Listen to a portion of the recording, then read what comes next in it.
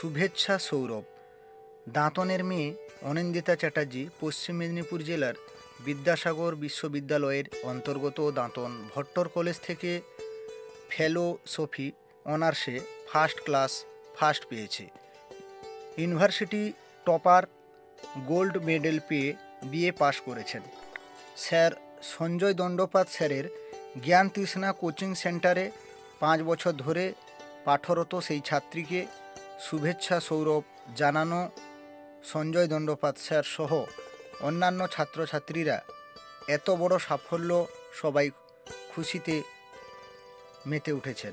তার ভবিষ্যৎ জীবনে স্বপ্ন পূরণ এবং মানুষের মতো মানুষ হওয়ার পরামর্শ দেন। স্যার কেমন লাগছে আপনাকে বলুন? ভালো, খুবই ভালো লাগছে, কারণ এটা আমাদের শুধুমাত্র আমার যে জ্ঞান তৃষ্ণা কোচিং সেন্টার সেটার গর্ব নয়, পুরো দাঁতনের গর্ব। কারণ এই মেয়েটা আমার কাছ থেকে অনিন্দিতা চ্যাটার্জি আমাদের দাঁতন হাই স্কুলের জগন্নাথ চ্যাটার্জি বাবু স্যার তার মেয়ে। তো যাই হোক, মেয়েটার মধ্যে কোনোদিন দেখলাম না যে গর্ব অহংকার কিছু আছে। মেয়েটা প্রথম থেকে আমার কাছে একাদশ শ্রেণী মানে 11 থেকে আজ 3rd ইয়ার কমপ্লিট করলো।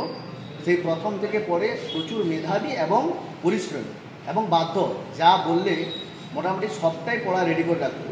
এবারে শুধুমাত্র আমাদের দাঁতন কলেজ থেকে যে প্রথম হয়েছে তেমনটা নয়, দাঁতন কলেজের মতো আমাদের বিদ্যাসাগর ইউনিভার্সিটির আন্ডারে যতগুলো কলেজ আছে সমস্ত কলেজ মিলিয়ে এই মেয়েটা প্রথম হয়েছে ফিলোসফি অনার্সে, অর্থাৎ ফার্স্ট ক্লাস ফার্স্ট হয়েছে, গোল্ড মেডেলিস্ট, ইউনিভার্সিটি টপার।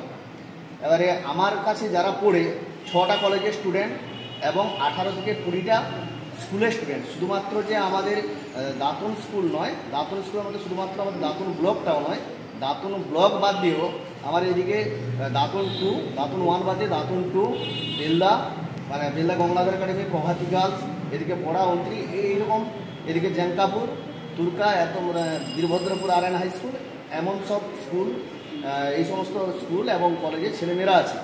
তো যাই হোক, মানে এই যে প্রথম হয়েছে, বললাম যে আমার একটা সত্যি মানে হয়তো আমি ভাষায় প্রকাশ করতে পারছি না, এতটা আনন্দ হচ্ছে, মানে খুব মন থেকে আনন্দিত এবং আমি খুশি এবং চাইবো যে জীবনে প্রতিষ্ঠিত হতে, সে যাতে নিজের পায়ে দাঁড়াতে পারে।